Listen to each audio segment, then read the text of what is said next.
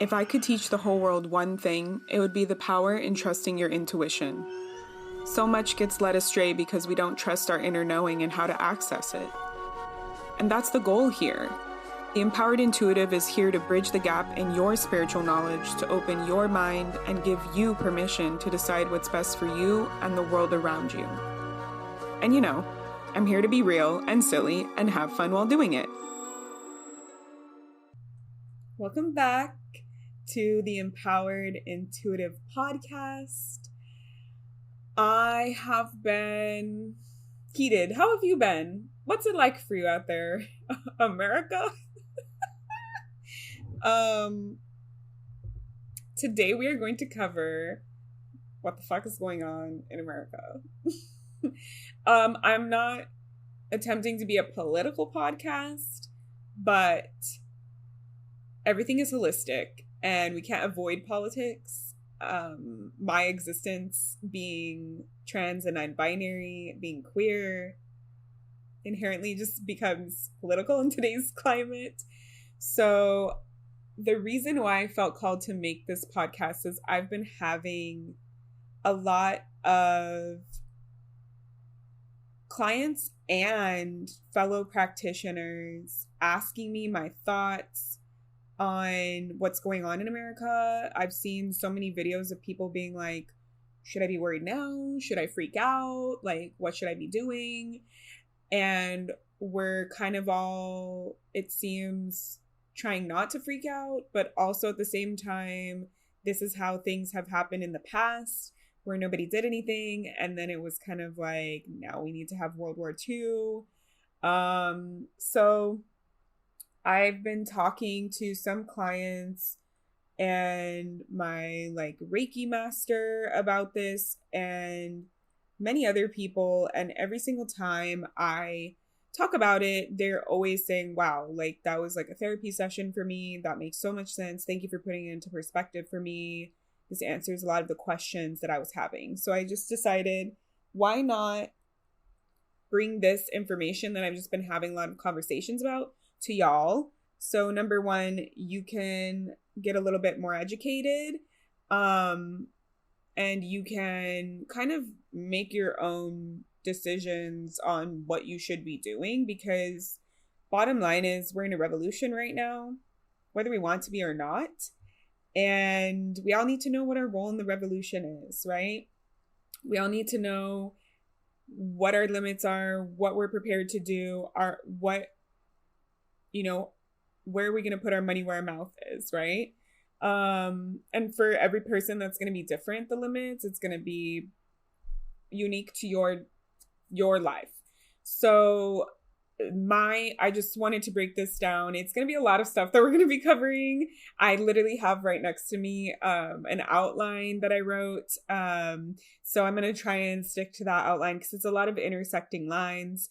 I'm, like I said, not a historian. I'm not a political professional, but I am informed. I am psychic. And I will talk about my credentials, quote unquote.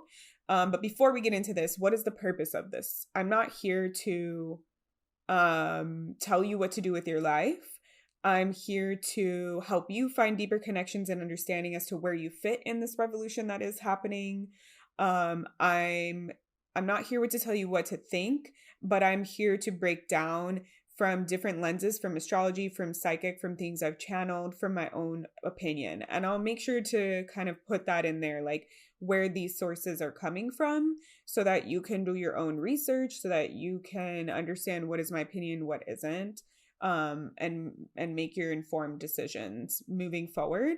This is also a great resource for other people. If you are tired and you don't want to explain to all these people, or if your person in your life is struggling and really, needs to hear this, use this as a resource, right? This is a free resource. This entire podcast is designed to be a free resource for you. I mean, once I get a certain amount of, because I took so long of a break, I just had gotten monetization back then. So now I need to get like 10,000 hours each month of streaming and stuff. So the more people you tell, the more I can make money off of corporations, which is great. And then I can keep making free content for you. It's very anti-capitalist to get money from corporations to talk about how we're going to revolutionize and get rid of capitalism. I love it. Obviously I'm not gonna do ads for partnerships that aren't things that I agree with. But we'll see. We'll see how that goes. But anyways, who the fuck am I? Why am I talking about this? Right. So beyond the obvious answer that I have a podcast, and currently in America, the Second Amendment and the First Amendment and the Third and all the amendments are still working. So I can just say whatever I want to say because it's America as of February 25, 2025. But beyond that, we're going to look at this through an astrology lens. Again, I'm not going to get super, super heavy. There's actually only two big placements or changes, transits that I'm talking about. So I am an astrologer, and I think that astrology is a very, very important and useful tool that we can use to not just help our personal life, but it shows us collective stuff. So when looking historically at astrological transits and things that have taken place in the past, it can reveal what's going to be happening for the transits that we have now currently. So we have that piece. In human design, which you may or may not know, I am a human design reader. I'm a human design coach, integration coach. It is one of my ADHD obsessions and a system similar to astrology because it pulls from astrology and I Ching and Ayurveda and Kabbalah. So it pulls from a lot of ancient practices and it gives you like really, really cool stuff about your life. So in human design, I'm a manifesting generator and a 5-line. Literally other human design people say that if 5 lines were supposed to have jobs, it would be being a podcast host. Manifesting generators, they're the only hybrid type. So they are here to show us evolution and change. They are here to show us, can we mix things together and make things better? Can we create things that don't exist? So I already think in that way. How can I make things better than how they are? What things are broken? What things aren't working? As a 5-line, 5 lines are really, really effective at seeing patterns, seeing cycles, seeing how everything works together. And I have all passive arrows, so I'm a big picture person. So I can see all of these pieces all at once and not get overwhelmed by them. And I can see how they all intersect and weave together. So it's super easy for me to recognize patterns, highly gifted and talented kid type of thing. When you do that test, it's just about recognizing patterns. And then also as a 5-line, we're natural karma cleaner uppers. We're naturally, the 5-line is called the heretic. So we're naturally the people that speak out. We're usually ahead of the curve. So our ideas are often seen as, what did I write? What is the word that I wrote? Our ideas are often seen as, we're just usually ostracized because people are like, what? That doesn't make sense. And then like 2 years later, it happens. I've had this happen so much in my life, from like big picture things to even small things. Like there was this video game franchise I liked and I was like, oh, they should make this character a playable character and give him his own game. He became a playable character like 2 games later or like 1 game later. It was crazy. So like I have a lot of stuff like that where I'm able to see patterns, see connections, think ahead of the curve, think about where we're going and how can we make this better for humanity? How can we improve? And to not be afraid to go against the grain. Now, the other part of me that is qualified to talk on this topic, being a psychic channel, I have connected to the Akashic records. I've connected to different beings and realms and different people. And one of my gifts is predictions. Not every person who's psychic has this gift. And I've been pretty accurate predicting people's divorces, predicting when I do my year ahead tarot readings. I have clients that have come back for years and they're like, exactly what you said was going to happen was exactly what happened the entire year. So I do have a strong gift of prediction, of tapping into the future and seeing the future possibilities and timelines and understanding how all of that kind of stuff works, because it can be very nebulous. I also have the gift of tapping into people and things, just sensing the energy And having that connection with the Akashic records, with the history of everything ever and the future of everything ever. And then on a more human level, my ancestors were Jewish and they survived the Holocaust. I do feel that people whose ancestors have survived through certain things have a stronger intuition, or just have this walking with us, with our ancestors walking with us, this understanding of, hey, there's red flag right here, intuition, boop, boop, boop, boop. It has been crazy. Like, there has been things that I've been like, should I do this? And then I get the no from my ancestors, and then later on I find out it's anti-Semitic or it's bad. Case in point, I really was into Teslas. And I really wanted to buy a Tesla when I was looking at buying like my first like real like used car, not just like a like here, I'll give you a couple $1,000, like actually buying it from a dealership. I was looking at buying used Teslas and I couldn't afford it. And there was a lot of pieces with like electric vehicles and stuff. And I just felt like it didn't work out. I ended up buying Subaru. Glad I bought a Subaru. Never been more happy to own a Subaru at this point in my life. But yeah, there's certain ways that I feel connected to the writing on the wall. I felt in the beginning with the stuff with Palestine and Gaza, like I called it genocide like right away. And I lost a lot of fellow Jewish followers and friends that I had met in public in real life. And they were like, no, like, how dare you say that? That's like a big accusation. Well, we're here over a year later, still happening. The last qualification that I have is that I'm neurodivergent. I have ADHD. They've done studies that people with ADHD and people who are neurodivergent are experts at recognizing patterns. So not only do I have this pattern piece for my human design, but I also have it from just my brain and how it's wired.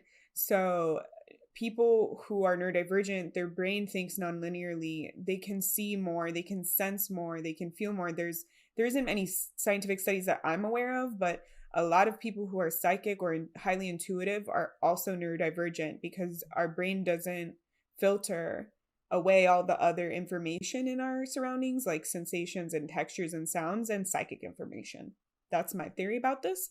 But yeah, so people with neurodivergent, that you can look that scientific study up, are really good at pattern. They've been talking about like in the workforce, they should bring in people with ADHD to help make the rhythms and work-life balance better for even neurotypical people, because how like in tune they are with these things.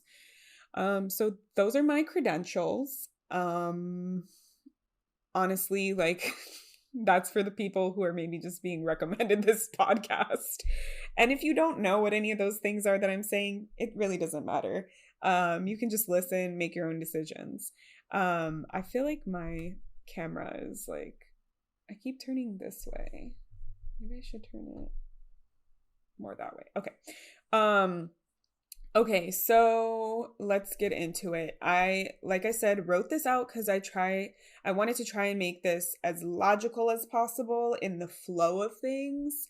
The astrology is going to be very straightforward, but the rest of it is a lot of pieces that I see and I've studied and I've done research and looked at history and connected psychically and all these pieces that I'm trying to like present to you, and it's a very nebulous thing. So we'll start with the astrology. We'll start with the easier thing, actually. So there's two big transits that happened in 2025 that astrologers, not just me, but other astrologers that I've read from and listened to. So it's not just my own personal expertise as an astrologer, but looking at other people who've been studying this tool and this system for so long.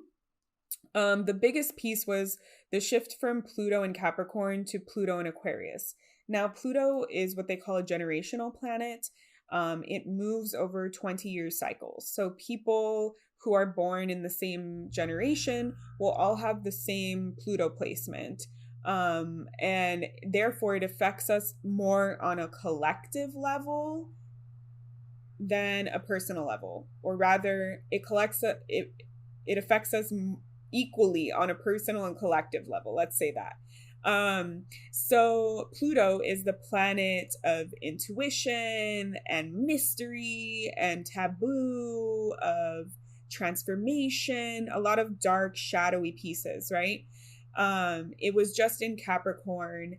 And when Pluto is in a sign, it illuminates the things that the sign kind of rules over. So Pluto in Capricorn, Capricorn is a Saturn ruled sign. Saturn is the planet of order and structure. It's very masculine energy, time, right? If we're looking at Greek mythos and things like that, like organization, systems. So Capricorn is ruled by Saturn naturally, and Capricorn in our body is the bones, right? It is the system, the structure, the skeletal system. So when Pluto was in Capricorn, we went through this time period where it was illuminating how our systems and our structures were working behind the scenes, the hidden agendas, the taboo pieces that we didn't think existed.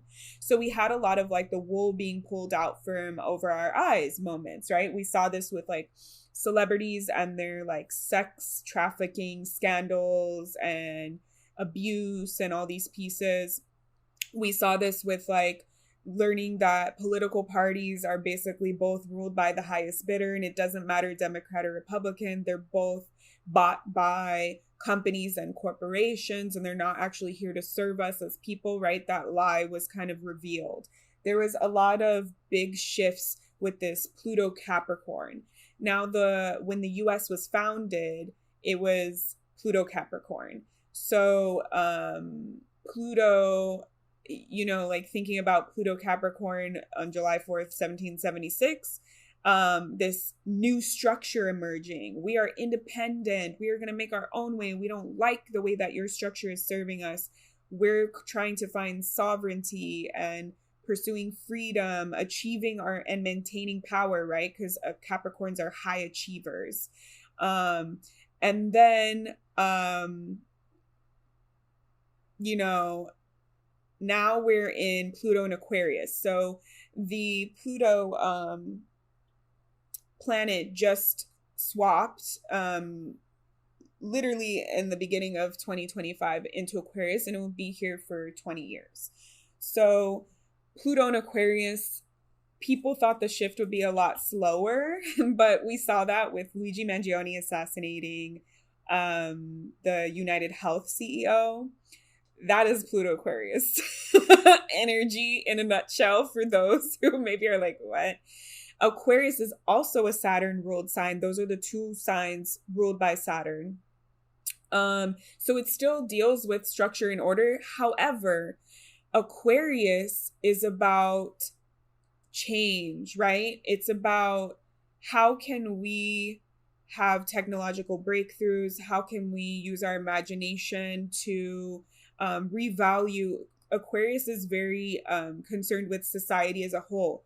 Where is there abuse of power? Where is there inclusivity and exclusivity? Where is there inequality? Where are we having social hierarchies that don't work, norms that don't work? I meet a lot of Aquarian people, and they're usually like gender non-conforming. Think of David Bowie. He's like the best example of an Aquarius person. Very future forward, concerned, made stuff around space and the future. He was interested in breaking down gender norms. He wore makeup, he wore jumpsuits and play suits and all different kinds of things. The Aquarian energy seeks to help move forward for the collective. How can we support everyone and not just one? And what is standing in our way from doing that? So we should have lots of technological breakthroughs. The last time that this was happening, that's what we saw. A lot of like tech driven type of stuff, more inclusive systems, moving away from the power being held from the top down to egalitarian, everybody. A lot of grassroots energy here. And we are literally in it. We are literally seeing this. And this is a very important piece because, like I said, it's a generational planet. So, like I said, last time Pluto was in Capricorn, 1776. Last time it swapped into Aquarius was 1778. And it was there until 1798. So let's look at the history. What happened the last time Pluto was in Aquarius? The French Revolution, the American Revolution, the Haitian Revolution, the Industrial Revolution, that's our technology stuff. Those first three revolutions were power and equality for people, right? The American Revolution was about rights, segregation. It was about the native people. Like, there's so many things. French Revolution, they literally cut the heads off of Marie Antoinette with the guillotine because they were hoarding all of the wealth while everyone else was suffering. And the French people have taken that ideology and kept that with them these past 200 years because their government does one thing to piss them off. They're out in the streets protesting, lighting fires on trash cans. They don't put up with anything. Haitian Revolution was also for freedom over colonization. We had the Age of Enlightenment, a lot of inventions, right? Like vaccines, hot air balloons, sewing machines, all things that make work and labor easier, that make quality of life better. A lot of really cool inventions. But themes that we can expect from looking at it through an astrological lens, but also a historical lens, themes that we're going to expect: dismantling social hierarchies, resistance to authority, revaluing labor, violent responses to economic inequality, using imagination for technological breakthroughs. So we're seeing this where we are collectively in America kind of being forced to recognize and not ignore and speak out about these things because our regular quality of life is being threatened. We are currently in fascism. We are currently being taken advantage of, being stolen from by the people in power, and the people in power giving other people in power that shouldn't be in power. So yeah, this is just looking at it from an astrology lens where we're seeing what happened last time this collective sign influenced humanity. And we saw it was not just in America, it was France, Haitian, or Haiti, and other places in the world, right? So we might have this we're seeing this in Germany with their elections, having far right kind of being elected into power and them speaking out about it. So we're not the only one going through this, but we kind of are the one in the hot seat right now. So the other thing to note is that historically speaking, a lot of nations or empires don't really withstand their Pluto return. So like I said, Pluto was at the tail end of Capricorn when the US was formed. And we as a country, because you can get an astrology chart for literally anything, for your house, for your wedding day, for your relationship, has an Aquarius moon. So it is really in our emotional piece right now. It is in our emotions, highlighting all of this, telling us we need a change. We need to have these shifts in structures. So a lot of countries or empires don't survive their Pluto return. So the Roman Empire fell after its second Pluto return. It couldn't keep sustaining that same ideology and growth. We saw this as well with Great Britain when they began their third Pluto return. Their slave trade fell apart. So we do see this, I think we are very poised to maybe not withstand our first Pluto return, or to have just such a vastly different landscape after this Pluto return, right? Because we're going to be in this for 20 more years. So think about it in terms of that. We're going to be sitting in this energy for 20 more years. And if we don't act now and we stand by and we wait, it might be longer. It might be some 1984, some Brave New World stuff, if you've read that book, which coincidentally has been banned from schools. And that was like books everyone I knew growing up read about these dystopian government taking over. Like, knowledge is power, y'all. Okay, anyways, I'm getting off topic. The second transit that is very telling So next month in March, well, when this releases, it'll be March. So welcome to March. We're here.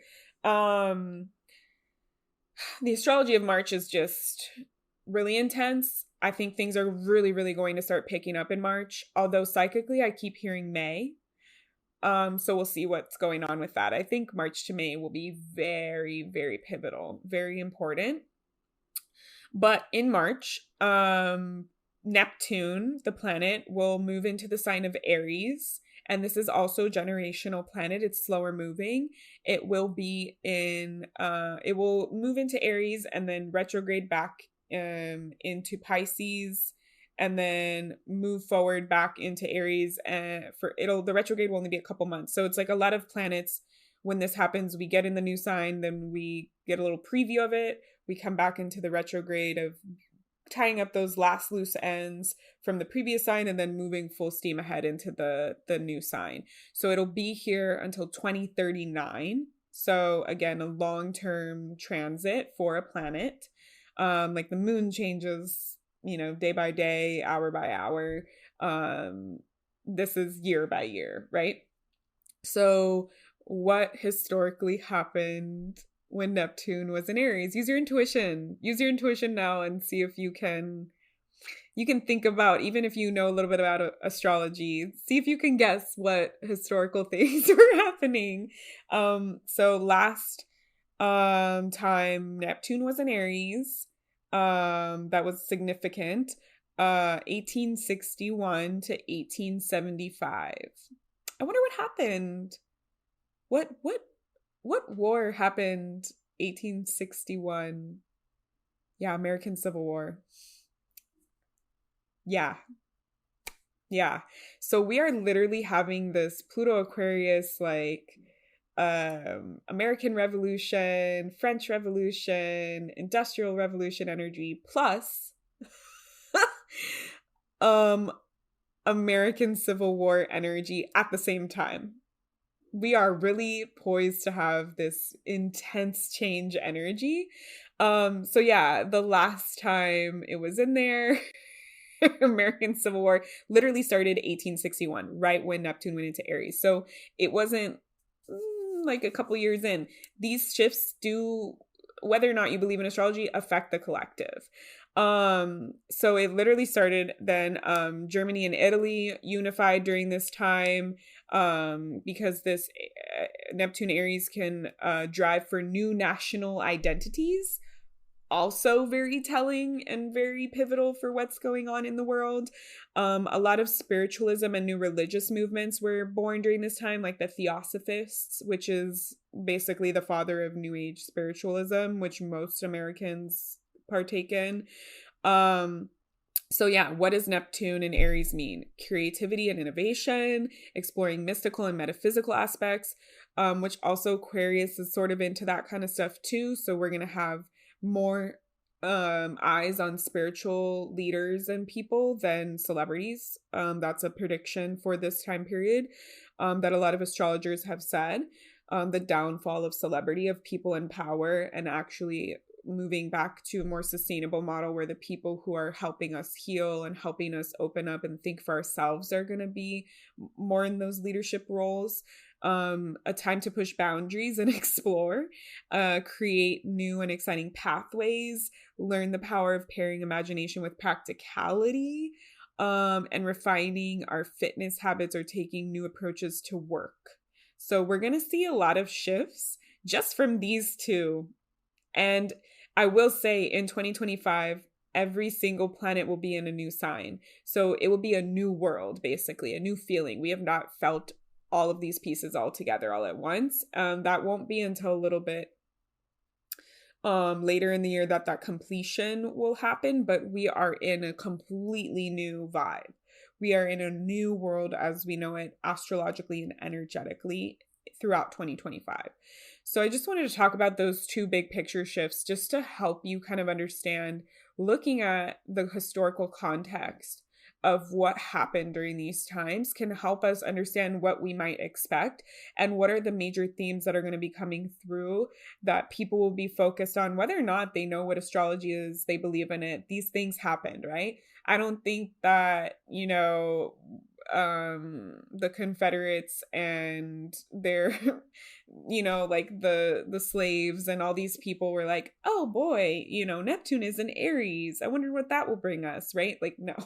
But yet it still happened. So still be aware of this, and that's why I like using astrology as a tool,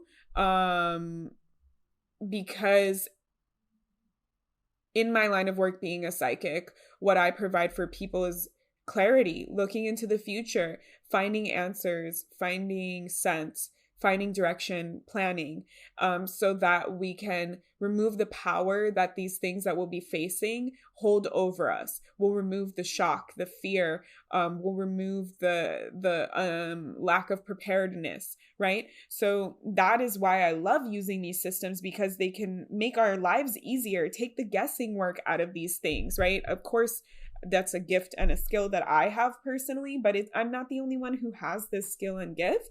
And I think it's important, like, if we truly want to make our lives easier, we need to listen to spirit and we need to listen to source way more, because they know and they see all the potential for what is out there and the things that are fated to exist. And if we heed their warnings and we feel like we can surrender to them and find our own power and listen and move through it, it's going to be a lot easier for you. So those are just things to, just simple little tiny little light things. No big deal. I feel like I'm turning into like some suburban mom. It's like, it's fine, my child is calling me at 2 a.m. drunk at a party and the police are there, it's okay. Like, that's how I feel. Okay, so moving on from the astrology of it all, because I felt like that was a big picture piece. That was really nice. Let me take a sip from my coffee. Okay, so let's dive into the channeled and psychic stuff. So this is a mix of, for me, I know that I have the ability to take in a lot of information at once. I have Gemini, Mercury, Aquarius, third house. I have the ability to take in a lot of information. So I've been reading and keeping myself abreast of as much news as possible, because boy, are they doing a lot all at once, everywhere. Everything Everywhere All at Once. It's a great movie. I highly recommend it. And not get bogged down in it, not feel emotionally attached to it, because that's what I practice in my line of work, holding space, being in the depths, in the heaviness with people. I have an 8th house sun, so this is normal and everyday for me. So I've been taking all my knowledge from that, which I said, not a professional political person, just educating myself. I've been taking my knowledge from my therapy, because I studied psychology and therapy principles, and applying that knowledge of history and how people work. And then my ability to see the patterns of capitalism and colonialism and imperialism and what these people are doing. So pairing that with asking spirit, with my psychic abilities and channeled information for clients, for myself, for the purpose of this podcast as well, for the collective, basically. So yeah, let's get into this. So again, some of this is going to feel like conspiracy theory to some of y'all. Again, I'm not here to make your decisions for you. Take what you need. Please research. If you don't believe me, research, fact check me. I'm not saying, like I said, I literally said in the beginning, I'm not a professional at this. I am a professional in my field, and I feel it's necessary to talk about these things through the lens of my field. I'm using my expertise here, and I'm also just a regular person. So here we go. Okay, capitalism. Where do we start? So a lot of the stuff that we're going through right now is not new. It is how the US has propagandized, indoctrinated, and presented information to us over long periods of time. a lot of the ideologies that the US, just looking historically, was built on are not here to support many of the people living in the US now, right? Most of the ideologies that the US was created with were here to support white men. And then as time went on, white rich men, right? Or actually white rich men, and then as time went on, white regular men. There was a lot of these hierarchical structures that were taken when the US were created, or used when the US was created, right? So we have lesser peoples, people in the hierarchy, people of color, indigenous people, queer people, poor people. These are all like minority type groups that are disenfranchised in this system that we have, just in our constitution, right? We've had to add all these court cases and histories to make marriage legal, to make being gay not illegal, to allow Black people to have citizenship. What? That's crazy. To allow Black people to be seen as real humans. Like, that is shit that we have had to do in our history as a US when Neptune was in Aries, right? Last time. So we're seeing this from, again, I'm tying all the pieces together for you. It's important to acknowledge a lot of the stuff that people have been telling us, like people in power, politicians, corporations. They want, over time, they have shifted the actual true history and the narrative, and they're selling things to you under these new modernized rules or guises, under this belief that it's so far removed from what it was that you won't notice, right? So lots of people don't know the jail system. Why was jail, like the jail system in America, created? Not like a little, sheriff's jail that we see on the show Gunsmoke or something. A real like jail system that we're seeing. I believe the difference is jail versus prison, right? Prison system. Because there actually is a difference. I think jails are smaller and then prisons are the big ones. Correct me if I'm wrong. It's either that or the reverse. And so why were they created? Let's look historically. It seems to be right around the time when people of color were recognized by the US as humans who could have a right to vote. So we see, if we look at it through this lens, through the way that I see things, following the thread of money and power is always going to be the simplest way. But we see, okay, so Black people and people of color now are recognized as humans, as citizens, as people who have rights to vote. How do we secretly stop them from being able to do that? Boom, jail system. We make rules that we can enforce, laws that we can quote unquote catch these people in, or frame for most of them, and send them away into a prison or a jail. Then guess what? They don't have the right to vote anymore. And if you have like a felony or something worse, you don't get to vote. So it's a long-term game for them, right? And also, while they're in this prison or jail, what are they doing?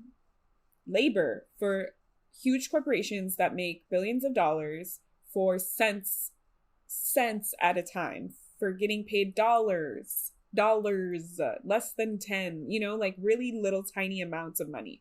So it's just a new way to shift and create slavery that is legally recognized, that people don't get to see what's going on in there, and they think it's normal and they think it's okay because it's under the guise of morality. Oh, you did something wrong, so you should be punished. But what? Why that way? Why that person, right? So those are things that we saw with the Pluto Capricorn, right? We're learning these injustices. Same thing with credit scores. Credit scores weren't invented until the 80s, y'all. Yet I was born in 95, so I was born into a world where I just thought that credit scores just existed and were just a thing for however long credit existed, which like that was around like Middle Ages time. And it's false. Basically what happened is, again, racism. It's like one of those things where it's like 9 times out of 10 you'll be safe if you use racism as the reason why things were invented in the US. again, people of color, Black people specifically, were able to buy homes, and the racist people didn't want Black people living next to them. They were like, ew, I want only white neighborhood. How can I get around this? Redlining, which I'll explain after this, and credit scores, right? So um, they basically created another hoop for people to jump through. So if you didn't qualify via your credit report and your credit score through these um I'm just going to call them, because it's my own opinion, arbitrary means, then you didn't get to get a loan. You didn't get to purchase a car. You didn't get to purchase a home. And that was, again, clandestine way that they could keep deterring people of color, more specifically, the stuff in the US is towards Black people, but all people of color get affected this way. From purchasing houses in white neighborhoods, from being able to have the same exact privileges and rights that white people did. So again, another hoop system that you have to jump through. And now, like, even regular people, even just regular, like, normal Americans struggle with this, and they're not able to get a good enough credit score to buy a home. Now it's more obvious that it's like rich versus everyone else, right? People with money versus people who don't. But white people with money, not people of color with money, right? The other way that they created this in a modern way, this segregation, was redlining, which I learned from my lovely partner Frankie, because his undergrad is in architecture, and you learn in architecture school, which I think you should learn in regular school, what redlining is. And basically, same thing. Oh, well, I'm white and I'm rich and I don't want these people in my neighborhood. So when cities were like, the city government were creating like zones and things for housing and for not just housing but buildings and infrastructures and things, they would kind of create with this red lines, because you use lines to draw in construction and architecture documents and things like that. They created these zones where it was like, if you were a person of color, you could live in this district, this area. And it would likely be like the more poor areas or the areas that didn't have access to as many things. So if you look at them now, we've been existing in them for a long time. Some of them are changed, some of them are not.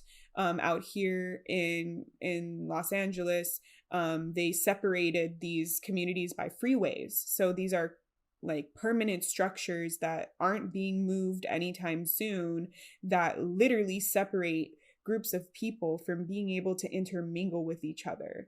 And so in these neighborhoods, they don't have like fancy grocery stores or shopping, like companies, stores and things like that won't be there. Like if you go to like more poor neighborhoods, you'll see like a 99-cent store or a John's. I know like a lot of these grocery stores are regional. Versus if you go to like the white neighborhoods, they'll have like Trader Joe's and Whole Foods and Erewhon, and they'll have like pavilions or Gelson's, and these are all like higher end, fancier grocery stores. So they create, it's called a food desert. So this redlining is another like systemic way that our government has separated people based off of their race, their income, their class, in society, right? And that is on purpose, because if you're separated, then you can never get better, right? We've known this story for a long time, right? Famous. I literally just watched Straight Outta Compton with my partner the other day, and that's the struggle that they talk about, right? Like if you're in the hood, then it becomes increasingly hard to get out of it. So they have literally created systemic structural pieces so that people cannot move out of their lot in life that they were born into or forced into, and they have to perpetuate these harmful cycles. So this is how my brain is looking and thinking. I'm not the only person who has put this together. Again, I'm not the only person who knows these things, But knowing and learning all of these things, I'm like, hold on, wait a minute. Let me keep looking. Let me keep looking at the crumbs. Now that I know how the system plays the game and how they work, let me keep digging deeper. And again, I'm not the only one who's done this. Okay. So, thinking about capitalism, what is the American dream? What have they sold us with capitalism, right? We have since World War II capitalized on the propaganda that we are the strongest country in the world. We're the best country. We have the best quality of life. We have the best access to things. And that is because we boast that we have capitalism, which is a free market. We have an open system where it's pay for play. If anyone can join, anyone can make it rich, anyone can succeed. All you need to do is work hard and have a great idea. Which is why we have so many immigrants here, right? It is a space where anyone can be a part and anyone can find safety and happiness in the life of their dreams, right? The American dream in the 1950s was like, white picket fence, grass lawn, 2.5 kids, the newest oven, and stay home wife that cooks for you, all these pieces. So a lot of these turning points that we see kind of stem from the 1950s. So I'll be using the 1950s as a marker for a lot of things. And it's not because I'm like secretly racist and I want to make America great again in the way that Trump does, which is going back to the 1950s. It's just actually, if you look historically, when the data starts to shift. I looked at this study that shows like the wage gap and the quality of life based on that. And in the 1950s, people made more money than the cost of goods or the cost of houses. They could just get a regular job working at a store and they could buy a house. And then as time went on, so from the 1950s on, we see this huge gap where the cost of things keep rising, but the pay that we get paid is barely incrementally rising, right?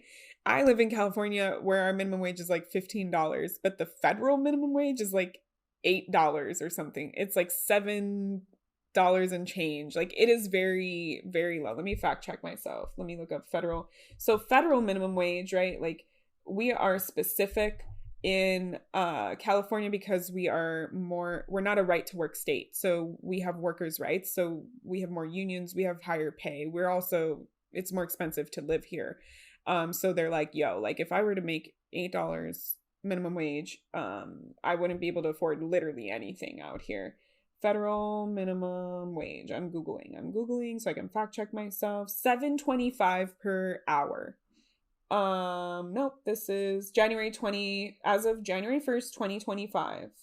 And it has been that way since 2009. Let that sink in. Yet, does your clothes cost the same as they did in 2009? Does your rent cost the same as it did in 2009? Does anything cost the same? Oh, the Costco hot dog taste is the same as it was in 2009. God bless. But that's literally because their founder was like, I'll kill you if you increase the price. Like he literally has gone on record being like, that is not allowed. He didn't say I'll kill you. I'm obviously making it for fun. So thinking about this, right? How come that is? Why is it like that?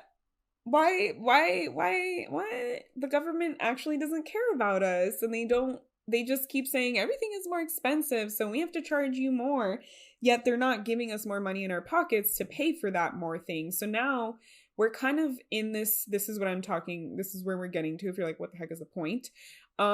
This work-life balance. We have no time. We don't have money. We don't have time, right? Because the capitalism system, if you're not an entrepreneur, you basically are spending 40 hours or more of your life, which is most of your life, working for someone else, working for a wage that is well below your worth, and feeling like that's what you're worth, right? Because that's the most of the interaction and how all of our brain is wired. I was literally looking at the thing that Trump was talking about today about the gold card for rich people where they can buy citizenship for $5 million. All he kept saying was They're going to come here and they're going to spend money. They're going to work. They're going to create so many jobs for all these people. And I'm thinking, why is this person just sitting here talking about work, work, work, work? And sorry, my lights just, they're on the timer. And that's the only thing in this, in that he's talking about, because that's all capitalism is about. Capitalism is the free market is sort of a lie. It's like, yeah, we have all these products and things available to us, but it prioritizes money over everything, profits over people, quantity over quality, right? And this is where we're at now in 2025, is we're seeing like the breakdown of all of these systems and the lack of sustainability in many different ways, in our planet, in our lives, in the products, in our health, right? Like all of these things, this, like everything is made with plastic because it's cheaper, and it's horrible for the environment. It's horrible for our reproductive system. It's horrible for ourselves with like cancer and all these things. Like it's not sustainable. It breaks down. It can't be reused. It's just wasteful.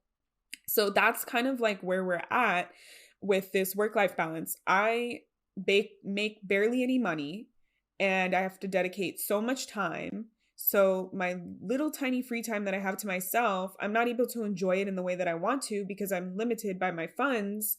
Because now I have to think really hard. If I get paid $20 an hour, if you're lucky in the rest of the US, then you spend, most people, more than 50% of their income is their rent. Then you have a little bit left over, and you say like, what do I even want to do with this? And then you hear like, oh, you're not saving enough. You need to invest in this or that. Like you have to play in all these games and schemes and coupons and codes and all these things just to make some money, just to be able to afford things. So with this though, we're so concerned with like this hamster wheel of like, I got to get this done. I don't have enough time. I have to clean this. I have to meet with this friend. I have to save my money for this. I can't spend on this, blah, blah, blah, blah, blah, blah. That we are blinded and distracted by the big picture at hand, where they're like doing all away with all this shit in front of us and behind our backs. And we simply just don't have the time or the energy to hold them accountable or keep them in place. I've been seeing these like TikTok videos of people who live in other countries or are American and have moved to another country, and their rent is capped at a certain rate. Like the landlords do not have a chokehold over them and a free market, quote unquote, to be able to like price gouge and just charge whatever they want. And their the wage that they get paid is like really affordable. This one person was like, my rent is $750. I make $75K a year. I can live however I want, right? That rent is less than what I pay, and I'm like, with my partner, I split half and half, right? And like my partner has a really, like, he makes more than $75K a year, yet we don't live like that. We have bills, we have debt, we have loans, we have all of these things because we were told, you know, go to college and all this stuff, like all these lies, right? That we are seeing are just distractions for the big picture at hand. So with this, the reason why I'm talking about all this stuff is to kind of denote, like, just understand that capitalism is a system that is not built to support you unless you're a rich white man. Because women also had to fight for the right to vote. And we are in this sort of where they want us, right where they want us, in this hamster wheel of working hard so you can survive, so you can pay your rent, so you don't become homeless, so you don't die, so you don't go to jail. And then not having enough time or energy, because I recently learned that the 40-hour work week was based on men and their hormone systems and their circadian rhythms and how they process energy. So all of the women who they were like, sure, yeah, go ahead, have it all, be a mom, work, cook, clean, all this stuff, it's not conducive for female bodies, which blew my mind. That you can look up as well. And they've done studies on our quality of life based off of that wage gap. And it's actually worse than it was in like freaking feudal Europe. Like they literally made more money for the work that they put in and the time that they put in than we do now. Like their quality of life, like how much they worked, how much they made, better than 2025 US, which is like, when you think about it, they teach us that feudalism in Europe was like one of the worst and most intense times to live in because it was just horrible. There was like indentured servitude, just in a different name. And somehow now, modernly, where we're supposed to have amazing benefits and things, we don't. Everything is pay for play, right? We work hard, we pay into social security, we're lucky if we get enough funds. We work hard, we put away for our health insurance, and then yet we still have to pay thousands of dollars for costs. And big pharma companies and all these other companies, like, they're not concerned with actually helping you heal, they're just concerned with making more money, right? They had to put a cap on the price of penicillin, or not penicillin, of insulin for people with diabetes because they were just skyrocketing the price, because they literally were like, we know that you'll die without it, so how much are you willing to pay? Like, that's not health. That is not, you need this to live, here, have access to this, right? Out of the 33 world countries that are in the same echelon as us, 32 of them have free healthcare. Guess who's the 33rd that doesn't? America. So yeah, so we have this sort of hamster wheel where we're concerned with ourself and our well-being. America is very individualistic. We're taught, stay in your own lane, do your own stuff. In the 1950s, you know, you could run over to the other person, you know, the whatever, someone's house, and their mom is allowed to tell you if you did something wrong. It takes a village mentality, and that started dying off into like individualism here in the US.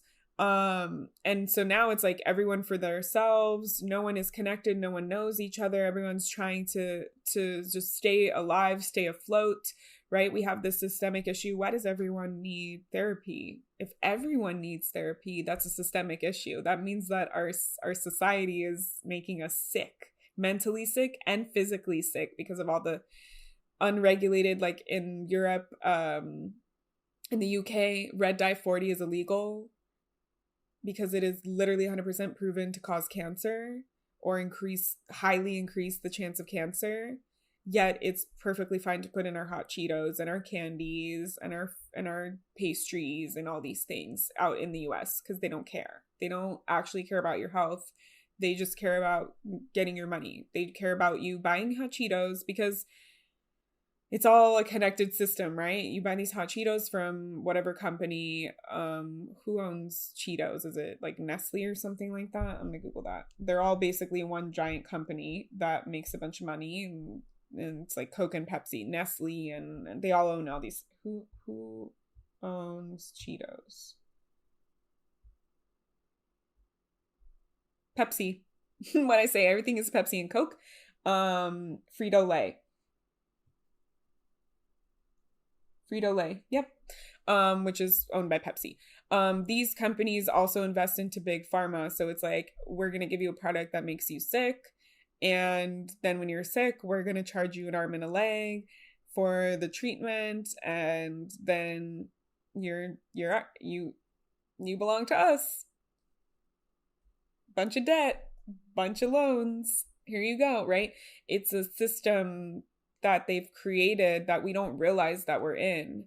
That the company that sells, the company that does the medicine, like the pharmacy medicine, for a lot of the things that could easily be treated with dandelions, is also the same company that owns Roundup, which is like one of the biggest weed killing like companies. So it's like dandelions, why I'm using this specifically is they're actually like one of the healthiest healers of plants that exist, and they're a weed. Like, literally nature has provided all of these things for us. So we just need, you can eat the roots, the leaves, the stem, the flower, and the dandelion. What does it do? It's anti-inflammatory. Wow, I'm blanking on these facts. Hold on. I've looked this up before. Dandelion benefits. Sorry, y'all. Anti-inflammatory, reduces the chance of developing certain cancer and heart disease, has antioxidants, it's an oxidative, hold on. benefits. I'm gonna look this up. I don't trust Google anymore. So, very nutritious. Has vitamin A, C, K, E, folate, B. The greens. This pop up. Have magnesium, potassium, iron, calcium. It's an inulin, which is a soluble fiber, which is great for healthy gut and bacteria in your digestive tract. It has potent antioxidants, which antioxidants help reverse like cell damage. They help with your immune system. Beta carotene, which is great for your eyes. Basically reversing stresses and breaking down in your body. It helps fight inflammation. It aids in blood sugar management. Reducing cholesterol and triglyceride levels may lower blood pressure, promote liver health. It's a detoxifier. It detoxifies our liver. Can help with weight loss. My lash girl, she lost 75 pounds by eating dandelion every day. Anti-cancer effects, healthy digestion, treat constipation, boost immune system, can be great for skin, making our skin radiant and young, healthy bones. Literally so many different things and it's a weed. It's a weed that just grows in the grass here. And yet there's all these like pieces that we don't see where most of these pharmaceutical medicines are derivatives of actual herbs and plants that exist, and then just taking that one element, isolating it, and then putting it into an unhealthy pill form that has a bajillion side effects, as opposed to just saying, hey, just eat some more of these herbs and vegetables in your diet and maybe it will undo these things, right? Or if we really want to get into it, deal with your emotions, which we don't have time for because we're Americans, y'all. So now you're starting to see the cycle. Hopefully you're starting to see the cycle that I'm talking about. Okay, let me move on. I am actually following this. Okay, so now we're in this cycle. What is next? Well, things are looking pretty grim. What do I do? Like, I can't decide between, do I help the world or do I help myself? Because my long to-do list and my never-ending, inescapable hamster wheel of life. And now we add the fear element, right? What is the fear if we don't fall in line and pay our bills and do all of our things? We'll be homeless because we don't have security of our home, our rent. And what are they doing? They're criminalizing homelessness so that in some places it already is. So if you become homeless, you just go straight to jail. You become part of the workforce for the free labor. That's what they want, right? You don't listen, boom, part of our free labor system. The fear with homelessness, and this is so crazy. I learned this as well. I didn't put this in here, but I was just reminded of this. A lot of big corporations will buy residential properties and leave them vacant so that they can write them off as a loss in their taxes at the end of the year. Like, there's a company out here called Caltrans, and they do our transportation systems. They buy, also BlackRock got, like, the Pluto Capricorn got highlighted in this, for buying up properties, leaving them vacant so they can say, oh, I didn't make any money off of this. And then no one gets to live in them. So what does that do? It makes the price of rent higher because there's less available options to live. Like, this is all a systemic thing. It's all intertwined with the rich people and who is calling the shots. But yeah, so then you have this fear that, like, if I take the time to protest, or if I go to my town hall, like, I won't be able to cook dinner and my kid won't eat, or I might, get fired from my job and then I can't pay my bills and then I'm on the streets. They create this sense of fear. They create this relationship where they detach you from your sense of power. You're so distracted with just surviving that you don't realize that there's way more of us than them, and that we all pay them. We pay into Social Security. We pay into all of these things, that taxes and things that pay these people, at least on the non-shady level. And yet we feel like we don't have a say and we don't get a decision or a chance to speak up that works for us. That's why I love using France as an example, because since the French Revolution, they've remembered that. We are the people, we have the power. If their government does one tiny little thing to piss them off, they don't go to work, they protest, they do it until the thing is fixed. The same thing happened in Mexico. Women wanted to legalize abortion. They spent, I think it was like 30 days or something. I think it was less than that. But they went to the Capitol and they protested. They didn't go to work. They didn't do anything. They were on strike. And then it worked. They got abortion legalized, right? So these are the things that they use this erasure of history. They don't teach it. They're now doing it again by banning books for children that are growing up now. They're not going to know these things. I literally have talked to someone who lives in the South. It was on the news. It's both. I've talked to someone and I've seen it on the news. So it's not an isolated incident. They didn't believe that the Holocaust was real, because the educational system, their school system, didn't teach actually real sources. They taught this book that became really popular and got made into a movie called The Boy in the Striped Pajamas, which is literally, like the author says, it's not based in facts or logic or truth for whatever happened. It's like a fantasy of what he wanted to happen, where they basically humanize the Nazis. And so people grow up being taught that in their curriculum, as opposed to like the Diary of Anne Frank. And then they think, why are all these people so upset about the Holocaust? And why are they saying never again? It didn't seem that bad. It wasn't even what they're saying that happened. That's not what I learned, right? So they at the same time as creating this hamster wheel, they use propaganda and lies. And they don't educate us well enough. A lot of the states, when people ask, a lot of my clients have been asking, why would these people vote for this person? A lot of the red states are educationally ranked lower. They don't have as much funding for these things, and they don't have the knowledge of these things. And then when it comes time to educate themselves, they don't know how to do that, because our country has this don't ask, don't tell policy from the military, where, what are the topics that are appropriate to talk about at the dinner table? Not politics, right? Not religion, not sex, because we're unpracticed at being able to have educated conversations where we disagree with each other and where we navigate differences. It just becomes blaming and shaming other people for what they believe, because belief is the hardest thing to change in a person. And the reason is because we tie our identity to our belief. And so these people grow up believing one thing, and then you're telling them something else, and then they're feeling like their whole life is a lie and everything is a sham.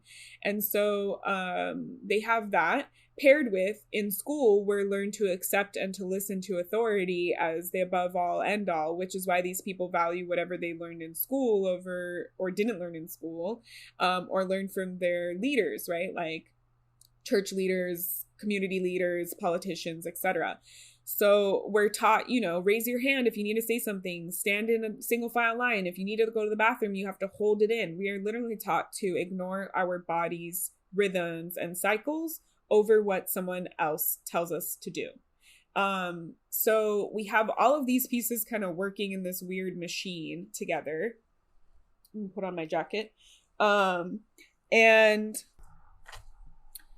we have people that aren't used to asking these questions, thinking critically, communicating with difference, understanding how other people live and what they're going through, because they're too focused on trying to take care of them and theirs, that where was I in this? That we don't realize that we've been lied to and we're indoctrinated. So these people who voted for Trump, they didn't have any time and energy to actually do the research. They don't know how to do the research. They just believe whatever they're told.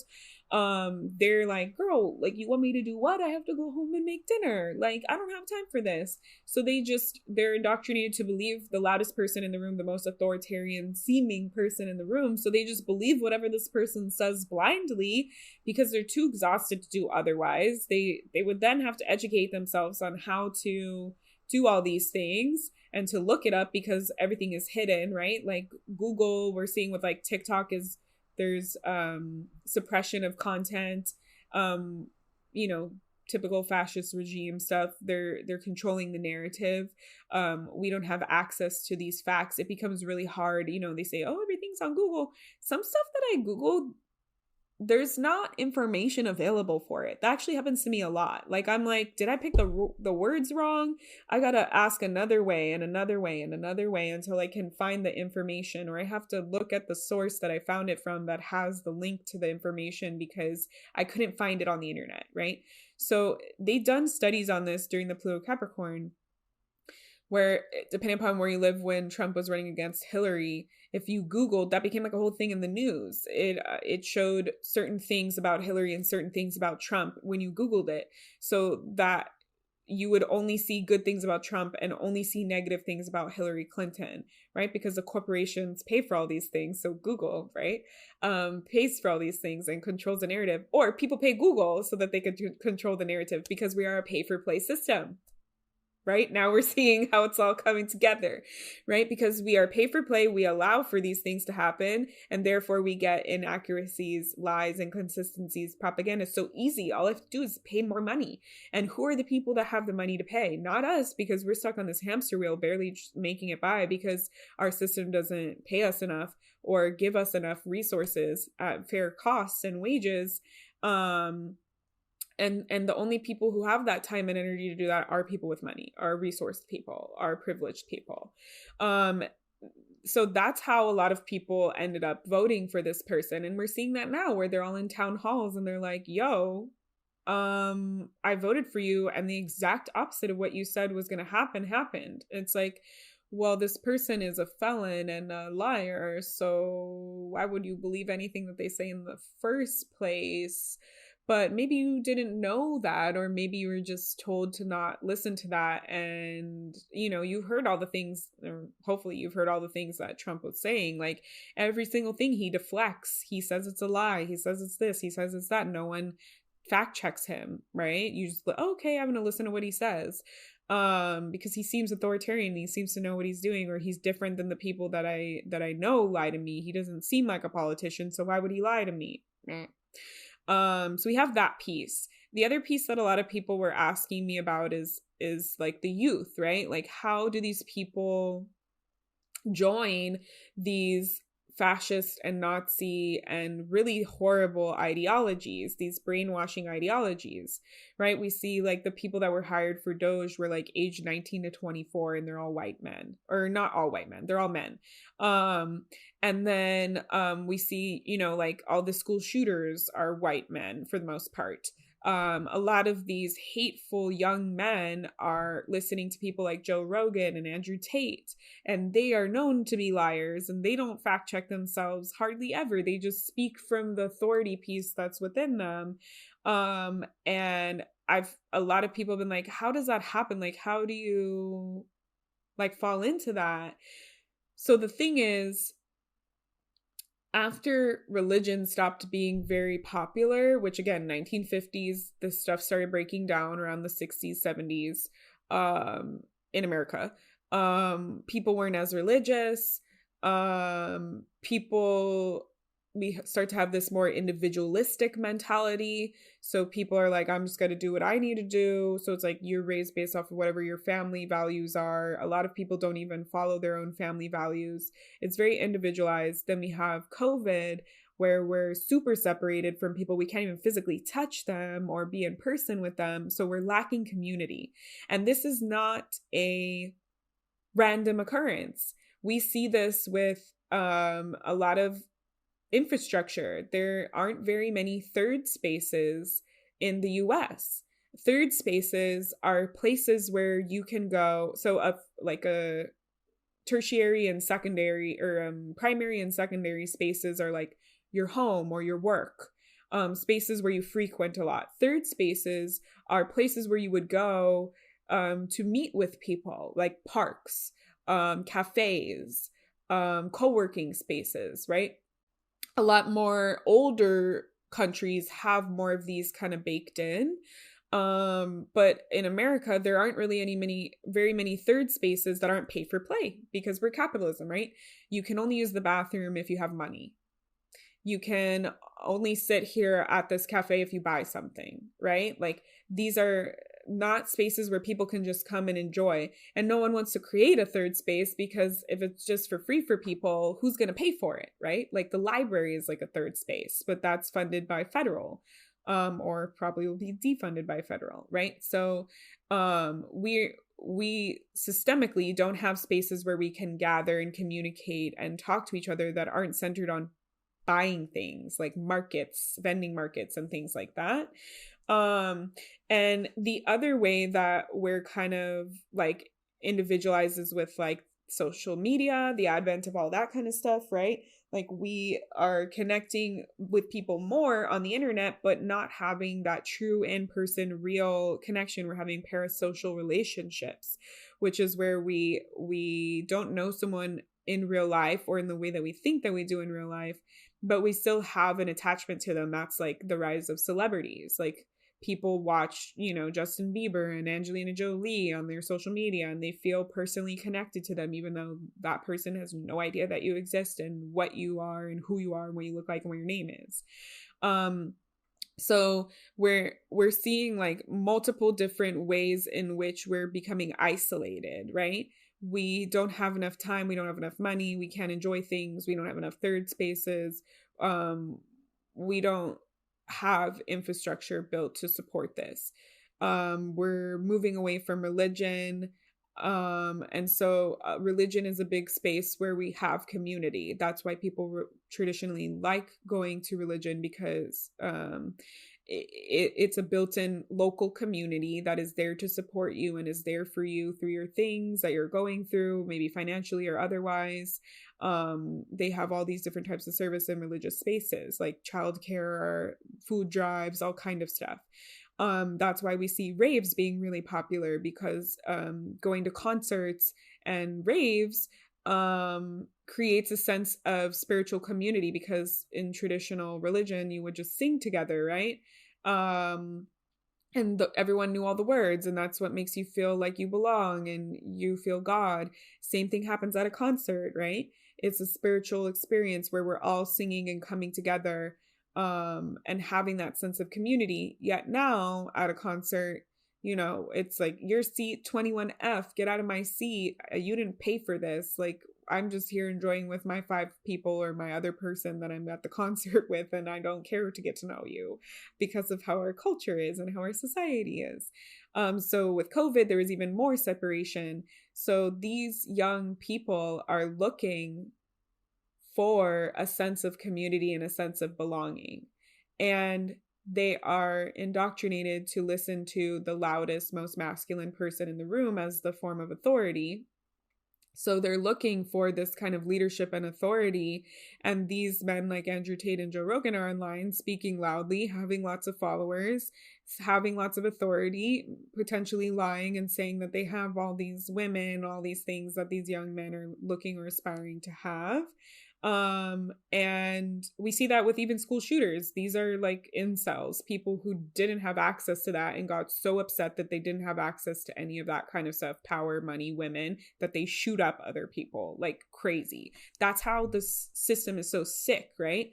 Obviously gun control, but I'm just talking about from the psychological standpoint. So these men are looking for an authority figure. They're looking for a sense of community and belonging. And if that means that they have to, adorn a MAGA hat and say a racial slur to someone so that they can feel like they belong and people accept them, then they will. Because there was this study done that I learned in school. It was in my science textbook, so I can't really... You can Google it. It's in a science textbook, where they took baby monkeys, and they're mammals just like us, our most close relative, and they separated them from their mother. They put them in a cage with a teddy bear and food. And it was like 80 or 90% of the time they chose the teddy bear, because mammals, humans, monkeys would prefer to feel safe and comfortable over being nourished and sheltered. That is what is more important to humans: safety and comfortability, sense of belonging, sense of love, sense of care, versus the other side of that, having your needs met: food, water, bathroom, shelter, etc. So that is why these people are willing to turn on their family, their culture, other humans, etc., and join these causes that are radical and ridiculous and don't make any sense, because they want to feel powerful. They want to feel like they're important. They want to feel like they belong. They want to feel like whatever those people are selling to them. And they want to join that because that is more important to them than the actual piece, like money, food, all these pieces, right? And usually those people promise that you'll get those things anyways. So it's like win-win, no brainer for them. So that's why we get into these spaces that we're in. People aren't thinking critically. They're just receiving information that they were taught in school. They don't have time to do it. They're not concerned with it. It's the last furthest thing from their mind. They don't care about what other people are experiencing in the world because it doesn't affect them. So they can keep living on their life and doing what they want to do. And even if it's like not helping every single other person around them. So I'm wrapping it up now. I talked about Big Pharma and the Earth's medicine. I talked about the American dream, talked about uneducated spaces. I talked about, stirring the narrative. Like, you see how all these pieces kind of coalesce. So basically, it creates a system where we're tired, we're sick, we're unable to focus on what matters. We just accept what we can and continue because we're so separated and focused on ourselves that we don't realize every single person is also suffering in the same exact way that we're suffering. And we're too afraid to speak out about it, or too busy to even get to that point, to have that conversation. And it kind of just leaves us separately, all suffering in the same exact way, which is why if you've listened or watched or read anything that's talking about what's going on now, every single person is saying organize, find community. And while that may seem daunting and scary, it's just one conversation away from knowing that you can trust your neighbor. It's one conversation away from knowing that maybe you provide this service and this other person provides this service, and you can just barter or trade for this. You're one step away from maybe this person has this thing, and they can provide that when shit hits the fan, and you can provide this, and etc. That is the true crux of it all, is community. That is why so many people feel so isolated. And I see this in the spiritual community. Every single person that I talk to who went through their spiritual awakening feels like they were crazy, feels like they were alone, and they had nobody there to support them. Nobody in their life understood them. Yet everybody that I talk to says this. So how does everyone have this same seemingly isolated thing happen to them, yet it's the same? Everybody is together in this separately, right? And so with creating grassroots movements, with creating change to returning the power back to the people, we will need community. It is communities. The reason why people of color and queer people, not just because they were the most, marginalized communities, are the forefront of these movements, is because they understand the importance of community, because they were ostracized from the larger societal community at hand, right? Queer people were illegal. Queer people were beaten in the streets, were shamed, were made fun of, etc., etc. They were kicked out of their families, excommunicated, right?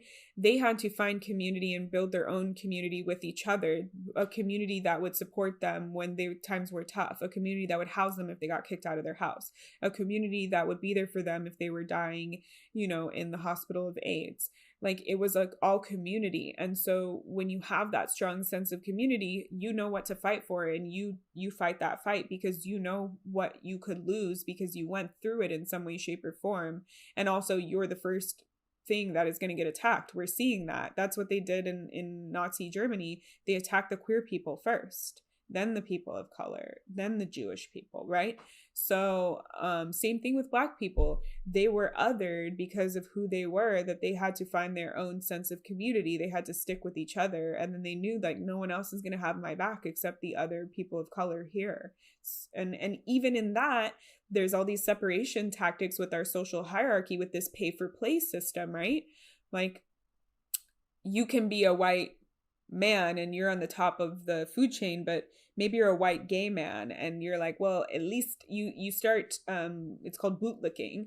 You start positioning yourself as like, well, I'm gay, but I'm at least a white man, so I'm better than this gay Black person over here, right? Like they've turned it so we're fighting with each other. Oh, like you're Mexican, blah, blah, blah. Oh, I'm Black. We're going to fight each other because of something that the narrative, the government, the media has sold us, right? And speaking of the media, like the media is even being censored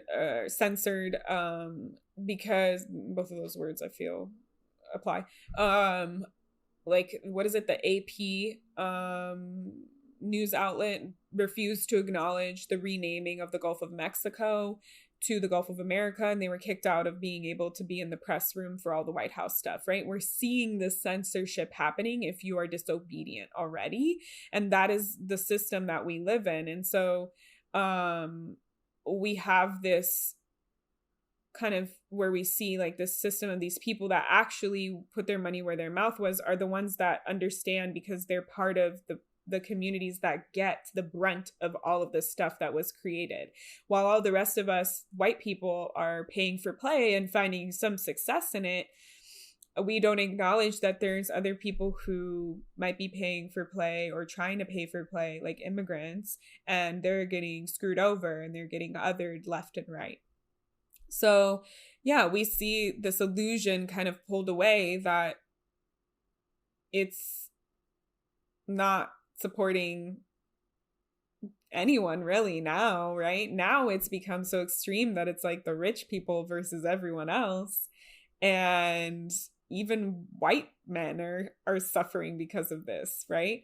So when it's every single person that's losing, it kind of shows you that the system needs to be torn down and changed. It can't be, the system is too big to be patched over like how it has been in other administrations, right? We get some things back, we lose some things. Like the Biden administration gave us back a few things, but largely unreported or not seen as much in the news. There were a lot of things that they did roll back, and they did continue to change in that same way, moving towards the same thing that Donald Trump and Elon Musk are really overtly just out here pushing and really like getting it, you know, like in the forefront and saying it. Like they're doing Nazi salutes on the stage. They're emboldened enough because we're so busy and so divided that doing that, they can get away with it.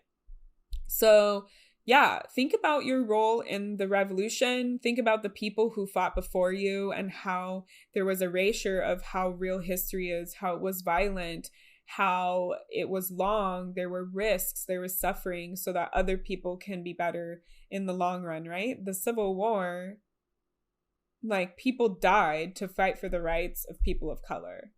And we are still here thankful for that today. But that if we don't continue to fight against the powers that be, then we might not have a chance to fight, right? And then we're going to be relying on the other countries to support us. No one has stopped the war in Gaza, the genocide, for over a year because of fear of World War III, because of all this nuclear stuff that we have, right? So much fear that is stopping us. But if we come together in community, we realize we're not all that different. We realize we're stronger than we think when we have support, a quilt of a support network, right? As opposed to one strand of yarn, we are many quilted together, making a strong quilt or blanket. And yeah, remembering that it might be a little bit more work than we think, but it'll be better for in the long run. We're fighting for something. We're fighting for the planet. We're fighting for our friends, our family, our rights, whatever it is. You got to find that motivation within you and figure out how can you help, because everyone does have a role in this. I literally learned yesterday that the word heretic in ancient, or not ancient, like medieval English, just meant able to choose. Now it means that you're speaking out against some kind of system and that you're bad. This is the propaganda. These are the micro changes that all add up in a system. That's why they want to separate us out and have us focus on this issue and that issue and that issue, or this person and that community and that thing, because when we're focused on one at a time, we aren't able to see all together, and we aren't able to see, like, why does it really matter why I'm arguing to this other person about this one piece when we're all suffering in the same way, or we're all facing the same thing. We learn, like, there are better, bigger fish to fry that will actually make a difference, right? Like, why does it matter if abortion is legal if women don't have rights anymore? Why does it matter if abortion is legal if all of our children are born sick? I'm not saying that that's what happens. I'm just saying, like, these can be like extreme examples that can happen, right? Like, why does it matter? I know it's like, obviously abortion, I'm pro-abortion, but like, or pro-choice. But like, I'm just trying to use like extreme examples kind of shittily. These things are what we're focused on fighting about. Like, okay, here we go. Why does it matter where people go to the bathroom and what their genitals are when they're using the bathroom? We all fly on a plane, and every single person on the plane uses the same exact toilet in the same exact room, right? It's all the same. It's multi-gender, and nobody has an issue going one at a time using it.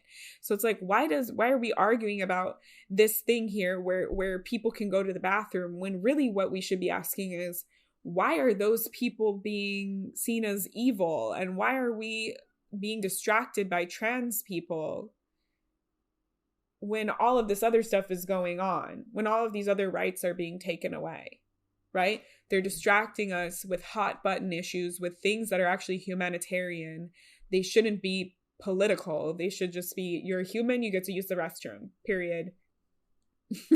Like, you're human, you get to live your life happily in the way that you want to. It doesn't matter to me what your genitals are, because it's not my life, it's your life. Live your life, enjoy your life, be happy. They don't want you to be happy. They don't care about your happiness. They care about your money, and they care about your power. They want to control you with your money and your power. They want you to believe that you have no power so they can take it and use it. That's why all these people did these weird sex spell rituals and things. It's about power and money. So that was a long time that I was talking, and I also have a sound bath right after this in like 15 minutes that I have to drive to facilitate. So I just cleared out my throat chakra. I just got that shit out for y'all. But yeah, look at other countries. Look at France and their history and what they do now. Do your research, look up all these things. Like I said, I'm a big picture person, so I didn't really come at you with hard facts. So I was like Googling the things, like I learn it and I retain it, but the facts part of it is not going to stick so much in my head. So just think about this. Think about, where are my boundaries? What are my morals? What am I willing to fight for? And what is the bottom line in which I have to say, okay, that's it, I'm tagging in. I need to say something about this, or I need to start organizing, or I need to be in a protest, or I need to go to local like town hall or local government level, or I'm gonna not show up for work and I'm gonna do blah, blah, blah, blah, right? That's why our system is built on money. That's why all these protests are fiscal, right? We're cutting down the corporations where we feel that we have the most power, which is we fund them, we keep them in business, and yet they mistreat us, and they pay for, like, Target, not even the DEI thing. Target pays the same amount of money towards anti-LGBTQ companies or nonprofits as they do towards pro-LGBTQ nonprofits and companies. If you look at these companies like money, you see, like, it's all a lie. It's all a scam. They're going to pander to you. They're going to pander to your enemies. Why? So that you'll keep buying their products and you'll keep making them money. Who does that serve? Cui bono? Who does that serve? How does that help? What progress does that make? I'm here arguing against these anti-LGBTQ people when they're saying yes to both behind our backs, right? There's so much of this going on. that we really have to say, like, I need to be in my community. I need to be in reality.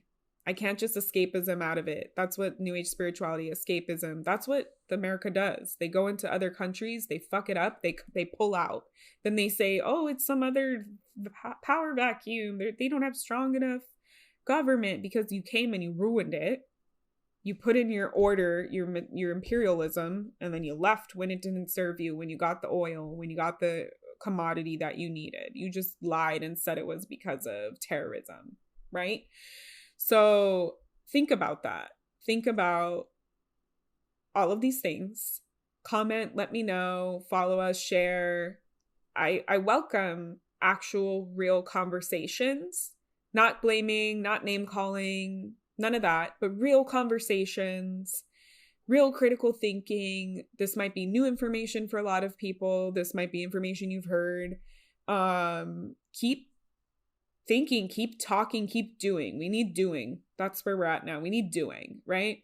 In roles in the revolutions, there's organizers, there's yappers like me, there's healers, there's strategizers, there's people with actual like skills that we can use, right? So think about, how do I want to contribute, and do I want to, say that I made a difference in the future of the world, in my community, for my family, for my lineage, for humans, for the other animals that are suffering because of humans' choices, that don't even get to say anything except the whales that are taking out all the yachts. Like, literally, the whales got radicalized, y'all. Like, we got to get radicalized.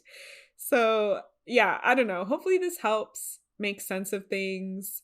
I talked about a lot of topics. I tried to keep it logical.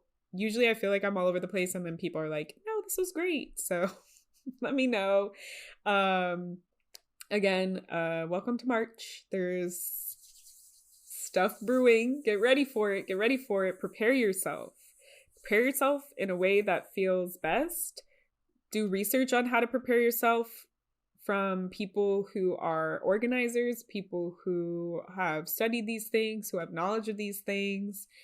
Don't let the fear control you, because that's what they want, and that's what has been the rating system. We are moving past fear into power.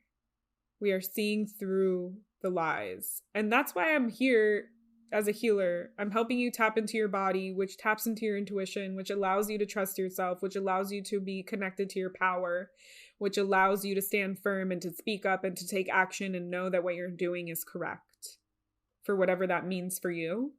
But if we are removed from our intuition, which is a whole systemic thing, right? We are taught to value logic in school, facts and figures and science.